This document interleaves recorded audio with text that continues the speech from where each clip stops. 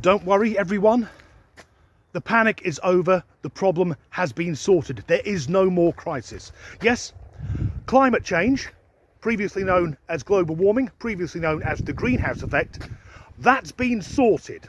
It's no longer an issue due to the actions of 2 climate change protesters from, of all places, France.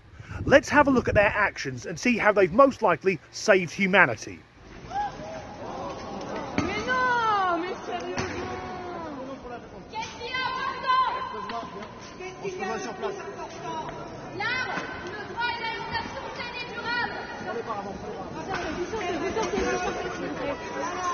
So yesterday, 2 women threw soup, most likely tomato, at the most famous painting in the world. And they did this with no sense of irony.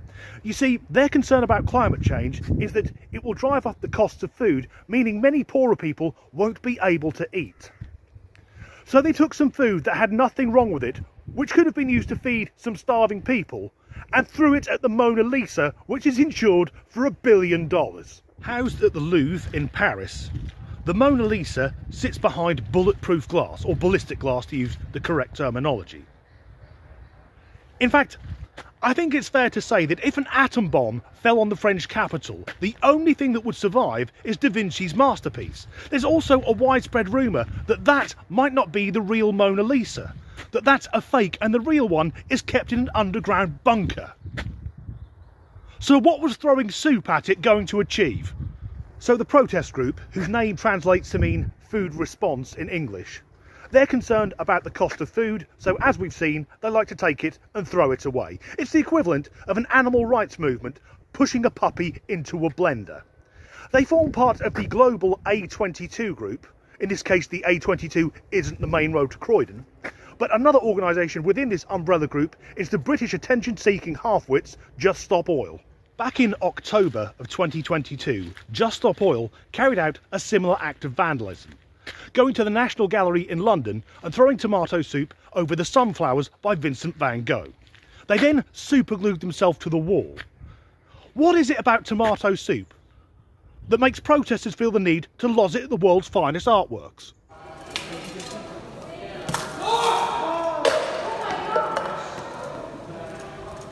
Security!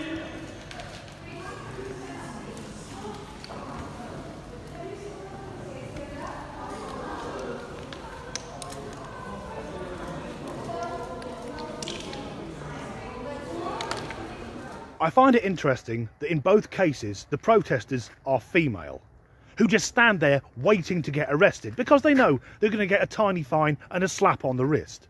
And I don't know what it's like in France, but in the UK, a woman has to work very hard to get a custodial sentence. It's almost impossible for a female to go to prison. But what I'd like to see is for the judge to make an example of these who've tried to vandalise the Mona Lisa. I'd like to see the judge say, in French, "You're not going to get a fine for this. I'm sentencing you to 30 years. In fact, no. Can someone find out, do we still have a functioning guillotine?" I think the prospect of being publicly beheaded would put an end to most protests. And the thing is, like most climate change protests, they do have a point. But they never offer any solutions, and the way they go about protesting is so bloody childish, it alienates anyone from taking them seriously. Throwing soup at the Mona Lisa is no different to a toddler drawing on the wall in crayon just to get mummy's attention. And the queen of climate change protesters was also busy at the weekend. Yes, the Hamas supporting Swedish doom goblin, the woman who looks like a 1980s Cabbage Patch doll which has become sentient, Greta Thunberg, was here in the UK protesting about the expansion to Farnborough Airport. How are we going to get the message across if we don't cause disruption? The climate justice movement have been trying to get our message across for decades, and we are still speeding in the wrong direction. So she's protesting about an airport being expanded. How precisely did she get to the UK? Because I think swimming from Stockholm to Dover, that's a big ask. And if she had just rocked up on the beaches unannounced, then within half an hour she'd be in a 4-star hotel getting everything paid for her. At present, the British government is spending £8 million a day just on hotel fees for housing illegal immigrants. That's a rant for another day. Given that Miss Thunberg loves to lecture everyone about flying less, that does seem somewhat hypocritical because she must be clocking up some fucking air miles. Imagine being sat next to her on a long-haul flight. Is money and fairy tales of eternal economic growth. How dare you! I'm doing the same as you, Greta. I have to say, she's put a few pounds on recently.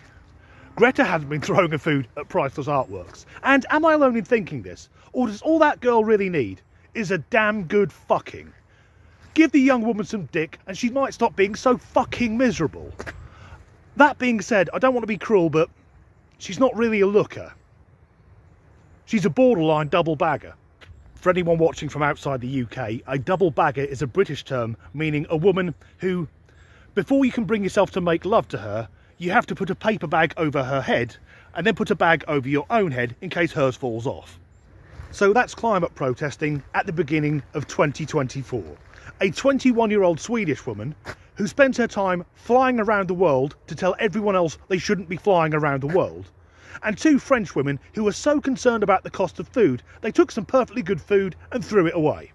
If you've enjoyed this video, please do like and subscribe, and as ever, thanks for watching. Don't worry everyone, the problem is over. Is sorted. The problem has been sorted. I said sorted twice, you thick fuck. I think it's safe to say that if an atom bomb fell on the French capital, because a man can dream, at bulletproof glass, that says a lot about the French psyche. Is that what the resistance did in the Second World War? Throwing tins of soup at panzer tanks. The Hamas supporting Swedish doom goblin and incredibly challenging wank, Greta Thunberg. Do you think she says that in bed? Lob one up her, how dare you?